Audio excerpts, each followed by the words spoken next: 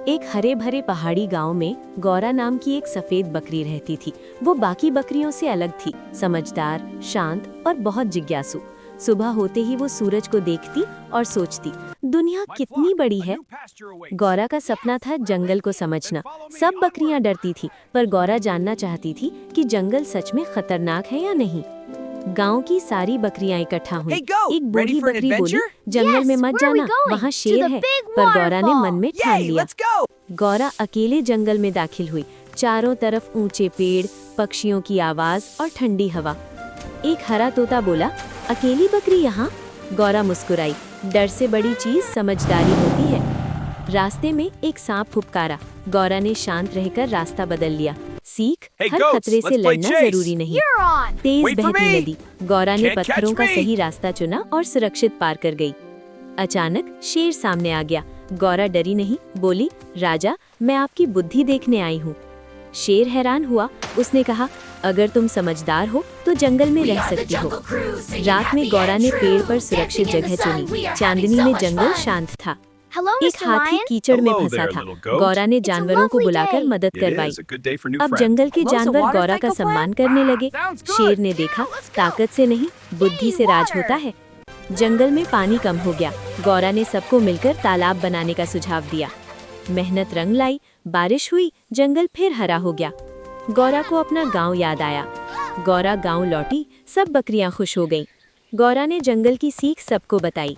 अब बकरियां डरपोक नहीं, समझदार बन गईं। The brave little goat climbed the highest hill. Wow, what happened next? He found a magical treasure.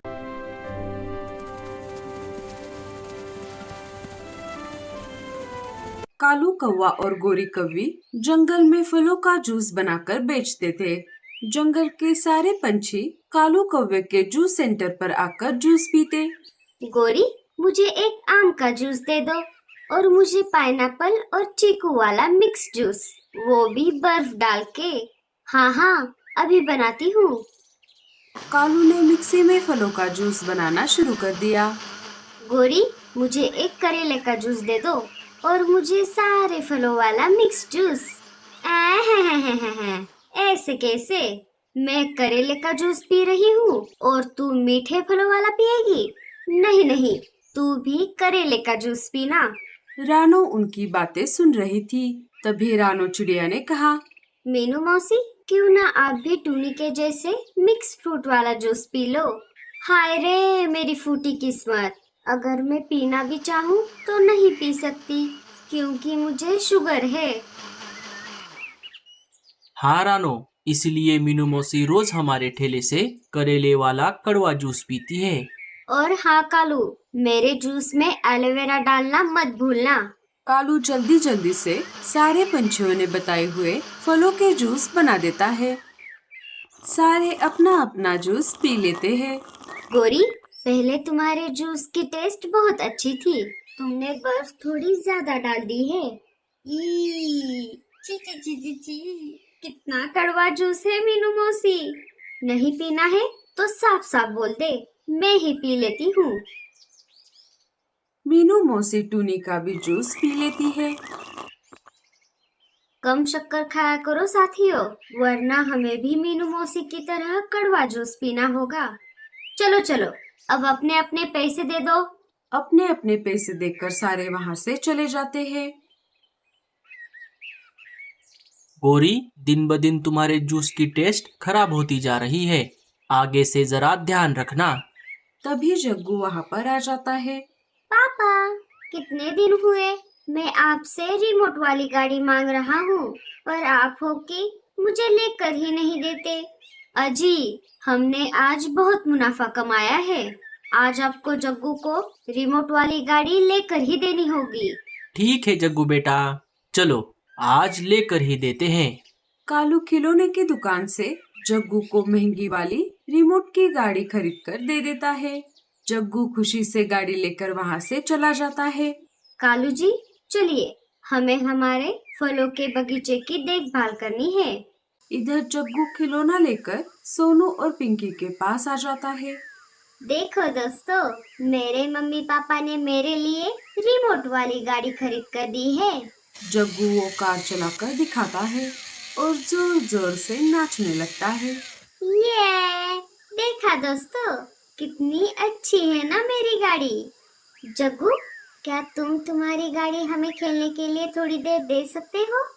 नहीं रे बाबा, मैं इसे आप दोनों के साथ शेयर नहीं करूँगा। मैंने इसे अभी तक ठीक से खेला भी नहीं है। अगर आप दोनों इसके साथ खेलोगे तो इसकी सारी चार्जिंग खत्म हो जाएगी। अगर आप दोनों को खेलना है तो अपने मम्मी पापा से मांग लो। ऐसा कहकर जग्गू वहाँ से अपनी गाड़ी लेकर चला जाता है। घमंडी कहेगा। अगर खेलने नहीं दे सकता था तो यहाँ लेकर ही क्यों आया? सोनू बेटा, ऐसा नहीं बोलते। जब उसका मन भर जाएगा तो वो तुम्हारे साथ उस गाड़ी को जरूर शेयर करेगा। मम्मा, हम कितने दिनों से आपसे वो गाड़ी मांग रहे हैं, पर आप हो कि हमें लेकर ही नहीं देती। दूंगी बच्चों, जरूर लाकर दूंगी। आप दोनों यही खेलो, मैं जाकर हमारे लिए अनाज लेकर आती हूँ।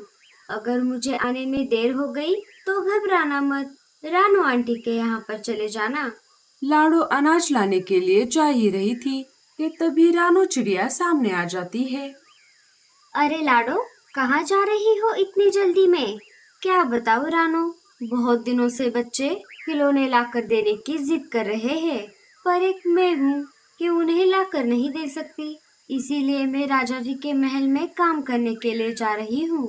पर लाडो, तुम तो अपना जूस सेंटर खोलने वाली थी ना?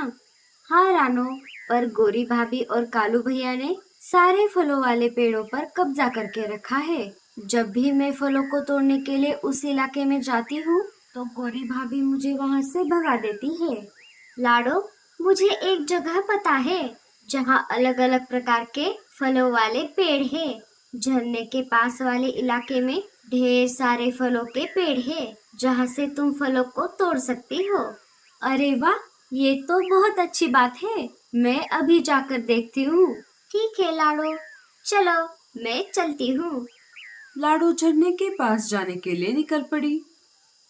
वो वहाँ पर जाकर देखती है तो वहाँ बहुत सारे फलों के पेड़ थे। अरे वाह, यहाँ तो ढेर सारे फलों के पेड़ है। मैं इन्हीं से अपना जूस का सेंटर खोलूंगी। लाडो ऐसा बोल ही रही थी कि तभी उसे किसी के रोने की आवाज आने लगी। मेरा बंटी, मेरे बेटे, आंखें खोलो, ये तुम्हें क्या हो गया है? लाडो तितली के घर के पास आ जाती है। क्या हुआ? आप ऐसे रो क्यों रही हो? देखो ना, मेरा बेटा बंटी आंखें नहीं खोल रहा। पता नहीं इसे क्या हो गया है। रुको, मैं देखती हूँ। लाडो ने बंटी की नस चेक की तो उसने देखा बंटी के दिल की धड़कन अभी भी चल रही थी। चिंता वाली बात नहीं है, आपका बंटी बस बेहोश हो गया है। लगता है इसने किसी जहरीले फलों का रस पिया है। यही रुकिए, मैं अभी आती हूँ। लाडो चल पड़ी एक ऐसी जड़ी बूटी की तलाश में जिससे बंटी ठीक हो सकता है। थोड़ी देर खोज करने पर लाडो को एक जगह वो जड़ी बूटी वाला पेड़ मिल गया। लाडो चिड़िया ने देरी ना करते हुए उस पौधे के पत्तों को तोड़ लिया और उसे लेकर वो तितली के पास आ गई। आप डरिए मत, मुझे जड़ी बूटी मिल गई है। इसे पीते ही आपका बंटी बिल्कुल ठीक हो जाएगा। बाकी सब ऊपर वाले के हाथ में है। लाडो ने पत्तों का रस निकालकर कुछ बूंदे बंटी के मुंह में डाल दी। थोड़ी ही देर में बंटी बेहोशी से जाग गया। माँ, मेरे बच्चे तो ठीक हो गया। चिड़िया, अगर तुम सही समय पर ना आती तो न जाने मेरे बंटी को क्या हो जाता। कोई बात नहीं बहन जी, जंगल में एक दूसरे की मदद करना हमारा फर्ज बनता है। क्या पता न जाने कौन किसके काम आ जाए। वैसे आपका नाम क्या है? मेरा नाम सोना तितली है। पर तुम इस इलाके में क्या कर रही हो? क्या तुम्हारा कोई रिश्तेदार यहाँ पर रहता है? जी नहीं, दरअसल मैं यहाँ के फलों वाले पेड़ों को ढूंढ रही थी। मुझे मेरे जंगल में फ्रूट जूस वाला ठेला शुरू करना है। वो तो बहुत अच्छी बात है। अगर तुम्हें मेरी कोई जरूरत पड़े तो मेरे घर जरूर आना। ठीक है, अब मैं चलती हूँ, बच्चे घर पर मेरा इंतजार कर रहे होंगे। ऐसा कहकर लाडो वहाँ से अपने घर की ओर निकल पड़ी। वाव, एक तितली। मामा, हमें भी उनसे मिलना है, हमें भी बंटी से दोस्ती करनी है। हाँ हाँ, जरूर बच्चों। दूसरे दिन लाडो फलों वाले पेड़ों से कुछ फल तोड़कर ले आती है और अपना पुराना मिक्सर लेके फ्रूट जूस का ठेला शुरू कर देती है। जंगल के पंछी लाडो का फ्रूट जूस वाला ठेला देखकर बहुत खुश हो जाते हैं और उसी के ठेले पर फलों वाला जूस पीने लगते हैं। अरे वाह वाह वाह वाह वाह, क्या जूस बनाया है लाडो, वो भी बिना पानी डाले। पर अगर इसमें थोड़ी बर्फ होती तो और मजे आ जाते। नहीं नहीं साथियों, आजकल बर्फ में बहुत मिलावट होती है और जूस भी पतला हो जाता है। मैं फलों के जूस का मजा खराब नहीं करना चाहती। अरे हाँ, अब आई बात समझ में। ये कालू फलों के जूस में इतना भर भर के बर्फ क्यों डालता था? जूस के नाम पर हमें सिर्फ शक्कर वाला पानी पिला रहा था। कालू जी, अगर ऐसा ही चलता रहा तो हमारा सारा धंधा चौपट हो जाएगा। हमें कुछ ना कुछ तो करना ही होगा।